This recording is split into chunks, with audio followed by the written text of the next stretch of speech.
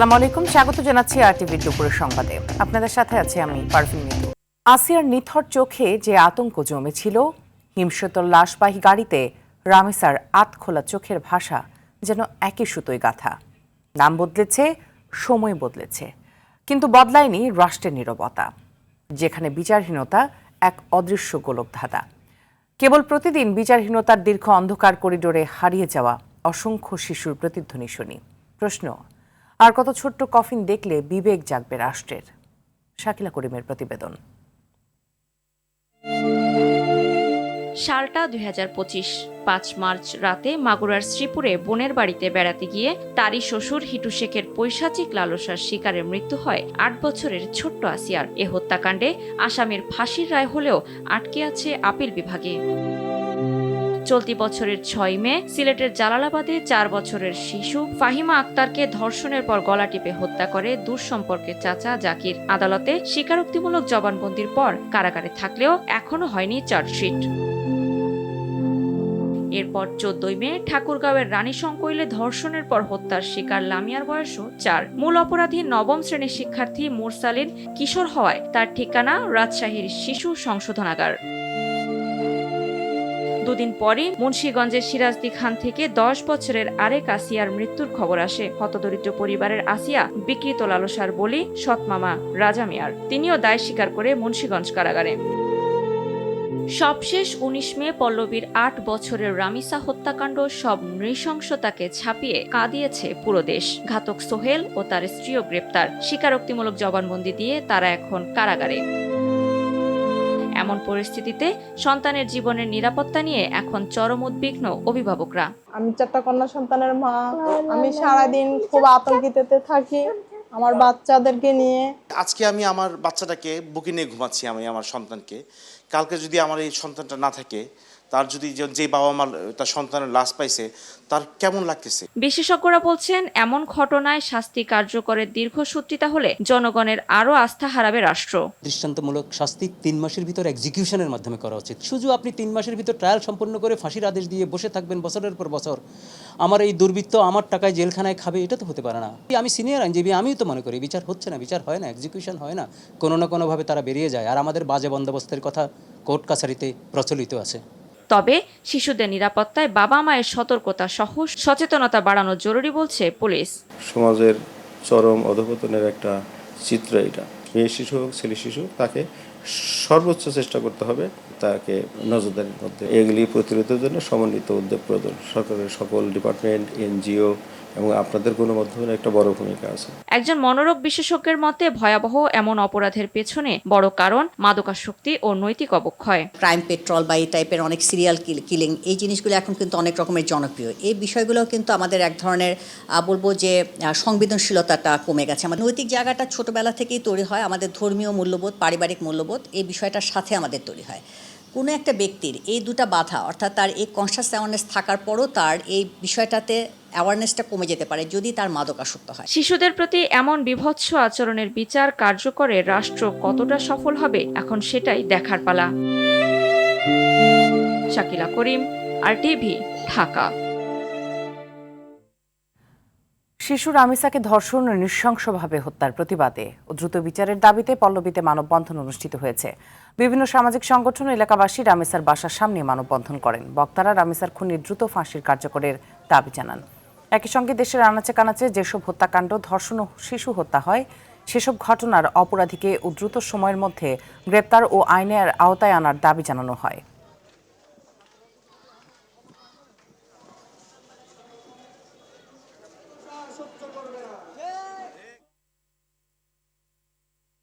রামিসা হত্যা মামলা আসামি সোহেল রানা আগে থেকেই নানা অপকর্মের সঙ্গে জড়িত ছিল। দ্রুত সময়ের মধ্যে মামলার তদন্ত প্রতিবেদন জমা দেবে পুলিশ। ঢাকা মহানগর পুলিশের মিডিয়া সেন্টারে কথা জানান ডিবি প্রধান শফিকুল ইসলাম। এ সময় জানানো হয়, সরকারি কর্মকর্তাদের পদায়ন ও বদলির নামে প্রতারণার অভিযোগে স্বরাষ্ট্র মন্ত্রণালয়ের এক কর্মকর্তা সহ 2 জনকে গ্রেপ্তার করা হয়েছে। বিস্তারিত শাকিবুর রহমানের রিপোর্টে। গেল মঙ্গলবার রাজধানীর পল্লবীতে 8 বছর বয়সী শিশু রামিসাকে ধর্ষণের পর নৃশংসভাবে হত্যা করে সোহেল রানা। এরপর সেদিনই গ্রেফতার হয় অভিযুক্ত ঘাতক সোহেল রানা। এমন নৃশংস ঘটনার প্রতিবাদ ও বিচারের দাবিতে ফুঁসে ওঠে সারা দেশ। ডিএমপি মিডিয়া সেন্টারের ডিবি প্রধান জানান, অভিযুক্ত ঘাতক সোহেলের অতীতের রেকর্ড ভালো ছিল না। তার পিসিপিআর খুব একটা ভালো না, তার অতীত কর্মকাণ্ড খুব একটা ভালো না, এটা আমরা সাধারণভাবে জিজ্ঞাসাবাদে জানতে পারছি। তাতে বোঝা গেছে যে তার স্বভাব চরিত্র খুব একটা ভালো না। এদিকে স্বরাষ্ট্র মন্ত্রণালয়ের শৃঙ্খলা শাখা 2 এর ব্যক্তিগত কর্মকর্তা নীলুফা সুলতানা ও তার সহযোগী আনিসুর রহমান শান্তকে গ্রেফতার করেছে ডিবি পুলিশ।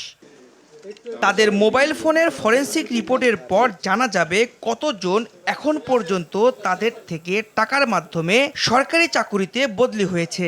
ফোনগুলো নিয়ে এসেছি আমরা, ওনাদের ডিভাইসগুলো নিয়ে আসছি, ডিভাইসগুলো আমরা ফরেনসিক করতেছি, করে এরপর মন্ত্রণালয়ের এবং আমি মন্ত্রণালয়ের যারা দায়িত্বপ্রাপ্ত কর্মকর্তা তাদের সঙ্গে কথা বলেছি। তারা বলছে যে তদন্তে যে কেউ আসুক, সুষ্ঠু তদন্ত করে যে কেউ জড়িত থাকে এর সঙ্গে তার বিরুদ্ধে আইনগত ব্যবস্থা গ্রহণ করা।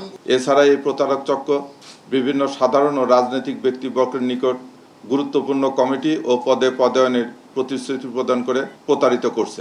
এদিকে অভিনব কায়দায় মাদক পরিবহন করা এক নারী সহ 3 জনকে গ্রেফতার করেছে গোয়েন্দা পুলিশ। সাকিবুর রহমান, RTV, ঢাকা। গত 17 বছরে বিচার বিভাগের উপর থেকে হারিয়ে যাওয়া আস্থা ফিরিয়ে আনতে বর্তমান সরকার কাজ করছে বলে জানিয়েছেন বিএনপির স্থায়ী কমিটির সদস্য সংরক্ষিত নারী আসনের সংসদ সদস্য বেগম সেলিমা রহমান। তিনি বলেন, মাদক ও নৈতিক অবক্ষয়ের বিরুদ্ধে সামাজিক আন্দোলন প্রয়োজন। সকালে রাজধানীর পল্লবীতে ধর্ষণ ও নৃশংস হত্যার শিকার রামিসা আক্তারের পরিবারের সঙ্গে সাক্ষাৎ শেষে এসব কথা বলেন তিনি। এ সময় সংরক্ষিত নারী আসনের আরেক এমপি নিপুণ রায় চৌধুরী বলেন, পরপর এমন ঘটনা কোনো ষড়যন্ত্র কিনা সে বিষয়েও নজরদারি রাখতে হবে। প্রশাসনের পাশাপাশি সাধারণ মানুষকে সতর্ক থাকতে হবে। এমন ঘটনা হালকাভাবে দেখার কোনো সুযোগ নেই বলেও মন্তব্য করেন তিনি।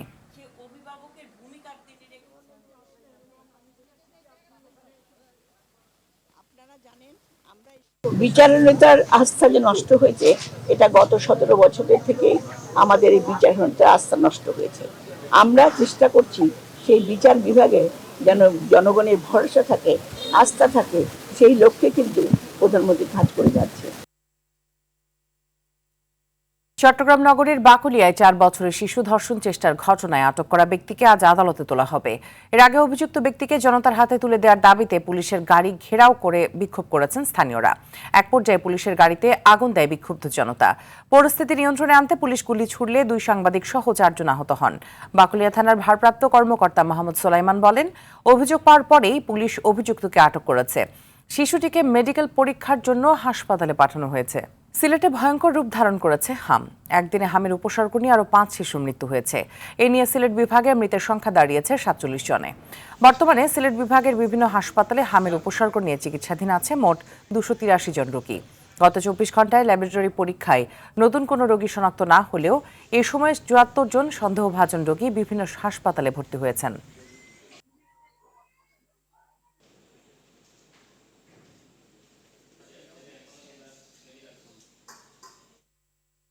প্রতি বছর ঈদযাত্রায় প্রাণ ফিরে পায় লঞ্চ টার্মিনালগুলো। কম খরচে স্বস্তির ভ্রমণের জন্য নৌপথকেই বেছে নেয় ঘরমুখ বেশিরভাগ যাত্রী। আর ঈদের এই যাত্রী পরিবহনের সুযোগ কাজে লাগাতে আধুনিক নেভিগেশন সিস্টেমের শূন্যতা রেখেই পুরাতন সব লঞ্চগুলোকে মেরামত ও রং তুলির আঁচড়ে দেওয়া হচ্ছে নতুন রূপ। বাংলাদেশ নৌ পরিবহন কর্তৃপক্ষ বলছে, সব লঞ্চে আধুনিক নেভিগেশন সিস্টেম না থাকলেও এবারের ঈদযাত্রায় যুক্ত হচ্ছেন তারাও। তাই ঈদুল আজহায় প্রাকৃতিক দুর্যোগের ঝুঁকি থাকায় প্রাণহানির শঙ্কা রয়েছে বলে সতর্ক করেছে বিশেষজ্ঞরা। মোহাম্মদ সাইমের রিপোর্টে থাকছে বিস্তারিত। ঈদে যাত্রী পরিবহনের আগে এভাবেই পুরাতন লঞ্চগুলো মেরামত ও রঙের আঁচড়ে রাঙিয়ে নিচ্ছেন মালিকরা। যাত্রীদের দৃষ্টি আকর্ষণ ও সার্ভে রিপোর্টে ফিটনেস সনদ পেতেই এই বিশাল কর্মযজ্ঞ।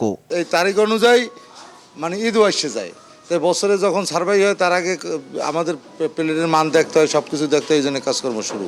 বড় বড় লঞ্চ হয়, আমরা মূলত এটা ছোট লঞ্চ, যেহেতু ওগুলা আমরা অতদূর মনে করি না। প্রতি বছর 2 ঈদের আগে কেরানীগঞ্জের জাহাজ শ্রমিকদেরও দম ফেলার সময় থাকে না। রোজার ঈদে, কুরবানি ঈদের টাইমে আর কি কাজটা বেশি হয় আর কি। আপনার ঈদ যখন কাছে আসে তখনই কাজের চাপ বাড়ে আর। তবে আধুনিক নেভিগেশন সিস্টেম না থাকায় স্বস্তির এই নৌপথ হয়ে ওঠে মৃত্যুপুরী।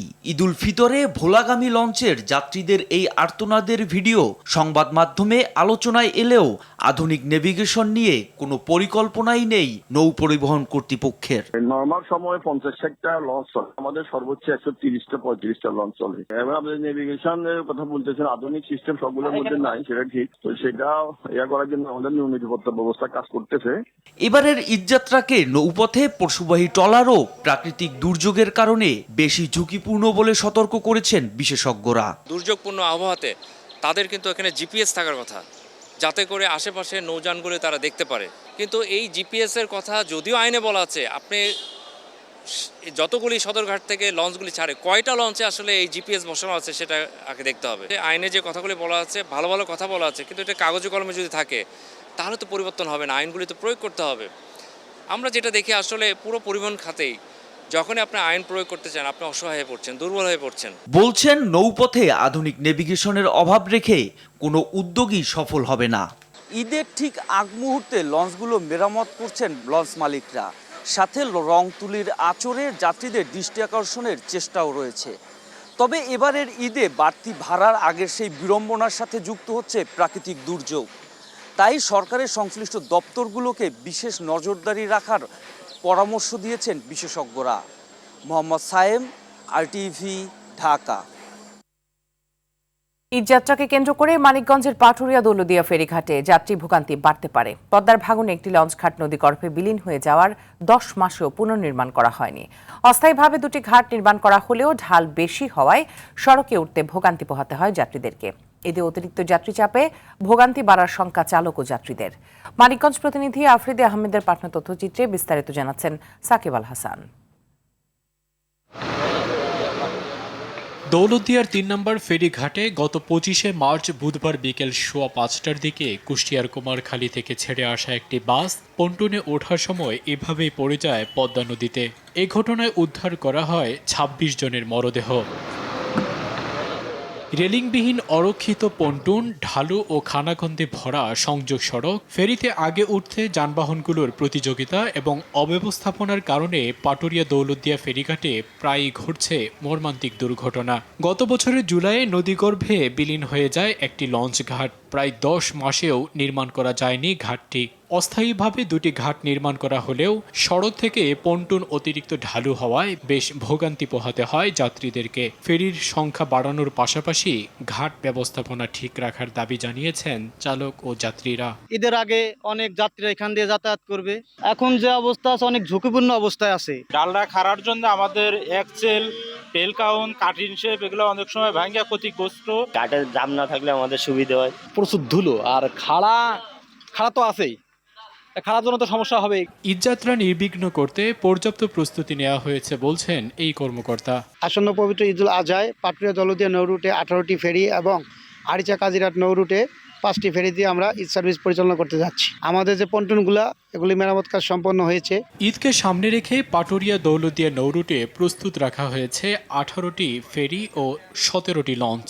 তবে ঘাটের অবকাঠামোগত সমস্যার দ্রুত সমাধান চান যাত্রী ও চালকরা।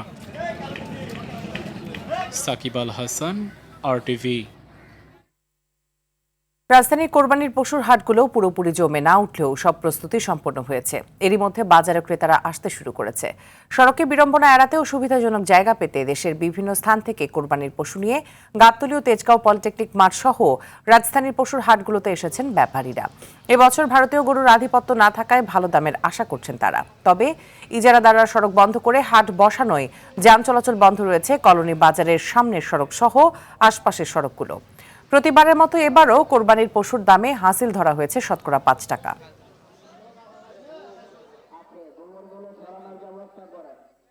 ভালো জায়গা যদি না হয় ক্রেতা আমাদের পাশে আসে না, সেজন্য হলো বড় বড় গরু আমরা এই জন্য সুন্দর জায়গার জন্য আগে আসছি। খাদ্যদ্রব্যের দাম অনেক বেশি আর গরুর দামও বেশি, এই জন্য আশা করা যায় গরুর দাম এমনি বেশি হবে। কারণ আমরা গরু 30-60 হাজার টাকা মন ওখানে কেনা হয়েছে, তাহলে ওই হিসাবে বিক্রি হবে। এখানে মনে 1000 টাকা লাভ করতে হবে, তো এই হিসাব করে এই জন্য গরুর দাম বেশি আর কি। ঈদুল আজহা উপলক্ষে দেশ জুড়ে চলছে কোরবানির পশু বেচাকেনা। জেলাগুলোতে চাহিদার তুলনায় পর্যাপ্ত পশু প্রস্তুত থাকলেও গোখাদ্যের বাড়তি দামের কারণে ন্যায্য মূল্য পাওয়া নিয়ে দুশ্চিন্তায় আছেন খামারিরা। সীমান্ত এলাকায় কঠোর নজরদারির কারণে ভারতীয় গরুর অনুপ্রবেশ না থাকলেও এখনও পশুর হাটে কাঙ্ক্ষিত ক্রেতা মিলছে না বলে জানিয়েছেন খামারিরা। সীমান্তবর্তী জেলা মৌলভীবাজারে এবার ছোট বড় মিলিয়ে 6,000 খামারে প্রস্তুত রয়েছে ৭৬,000-এর বেশি গবাদি পশু। বাজারে ক্রেতা সংকট আর কম দামের আশঙ্কায় কাটছে দিন লালমনিরহাটের খামারিদের। নাটোরে এবার চাহিদার প্রায় দ্বিগুণ কোরবানির পশু প্রস্তুত করেছেন খামারিরা। খামারের আধুনিক ব্যবস্থাপনায় নজর কেড়েছে চুয়াডাঙ্গার জীবননগরে গড়ে ওঠা আস্থা dairy and agro farm.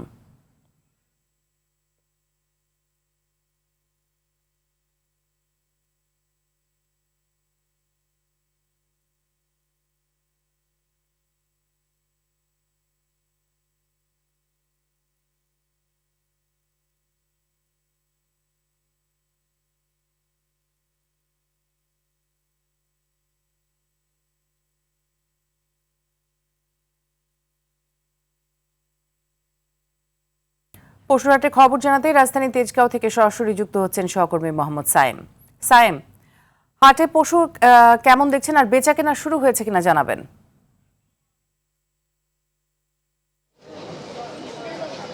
Bitu, আমরা এই মুহূর্তে রয়েছি রাজধানীর তেজগাঁও যে পশুরহাটটি রয়েছে এখানে আমরা সকাল থেকে আমরা দেখতে পেয়েছি যে সকাল থেকে কিন্তু ক্রেতা যারা রয়েছে তাদের কিন্তু শূন্যতা দেখা যাচ্ছে। যারাই আসছেন দর্শনার্থীরা এখানে আসছেন এবং পশুর যে হাটটি রয়েছে, মাঠ বরাদ্দ রয়েছে, সেই মাঠের বাহিরেও কিন্তু আশপাশের যে সড়কগুলো রয়েছে এই সড়কগুলোতে কিন্তু পশুগুলো কিন্তু বসে গিয়েছে এবং মাঠের ভিতরেও দুপুরে যখন 12টার দিকে যখন বৃষ্টি হয় সেই বৃষ্টিতে কিন্তু হাঁটু পরিমাণ পানি জমাট হয়ে গিয়েছিল এবং এখানকার যারা পরিচালনায় যারা রয়েছেন তারা সেই পানিগুলো অপসারণের জন্য দ্রুত ব্যবস্থা নিচ্ছেন এবং আমরা পরিচালকদের সাথে কথা বলেছি। তারা যেমনটি জানিয়েছেন যে পশুর হাটে যাতে কোনো ধরনের জাল নোট সরবরাহ না করা হয় এবং ব্যাপারী যারা আছেন তাদের টাকা বা টাকা পয়সা রাখার জন্য কিন্তু তারা এখানে সুব্যবস্থা করেছেন। পাশাপাশি পশু সহ এখানে ব্যাপারীদের সাথে যারা এসেছেন তাদের পানি সহ অন্যান্য সহায়তা বা যে কোনো ধরনের সুবিধা অসুবিধায় কিন্তু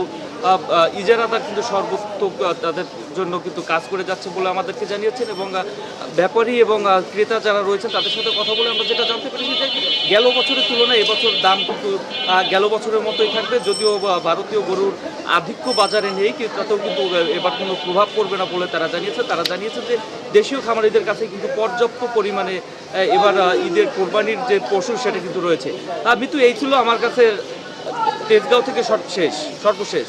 মিতু, ধন্যবাদ আপনাকে। সরবরাহ ভালো থাকায় বাজারে ব্রয়লার, সোনালী ও লেয়ার মুরগির পাশাপাশি বিভিন্ন সবজির দাম কমেছে। এতে কিছুটা স্বস্তি ফিরেছে ক্রেতাদের মধ্যে। তবে কোরবানির ঈদকে সামনে রেখে মশলার বাজারে উল্টো ঊর্ধ্বমুখী প্রবণতা দেখা গেছে। গত 2 সপ্তাহে পেঁয়াজ, রসুন, আদা, এলাচ, জিরা ও বিভিন্ন গুঁড়া মশলার দাম উল্লেখযোগ্য হারে বেড়েছে। ব্যবসায়ীরা বলছেন বাজারে মশলার সরবরাহ স্বাভাবিক থাকলেও পরিবহন ও ভোজ্য তেলের দাম বৃদ্ধির প্রভাব বাজারে পড়েছে, যার কারণে দাম এখনো কমেনি। দাম বাড়ার কোনো আশঙ্কা নাই। মশলা তেলের সরবরাহ ঠিক নাই, 1-2 কোম্পানি তেল দিচ্ছে তাও অ্যাভেলেবেল দিচ্ছে না। ব্রয়লার মুরগি বেচতেছি 160 টাকা কেজি, লেয়ার মুরগি বেচতেছি 350 টাকা কেজি। সানরাইজের আগ পর্যন্ত আমরা রেট এমনই দেখবো। গত সপ্তাহে আমরা ডিমের ডজন বিক্রি করলাম 150 টাকা, সাদা ডাল বিক্রি করলাম 140 টাকা। এই সপ্তাহে তুলনাভাবে অনেকটাই কম। বাজারে ভালোই সাপ্লাই আছে, তবে ইলিশ, চিংড়ি যেগুলোর চাহিদা বেশি এগুলোর প্রাইস একটু বেশি। সবজির বাজারটা একটু বেশি মনে হয়েছে। মাছের বাজার মোটামুটি ঠিক আছে।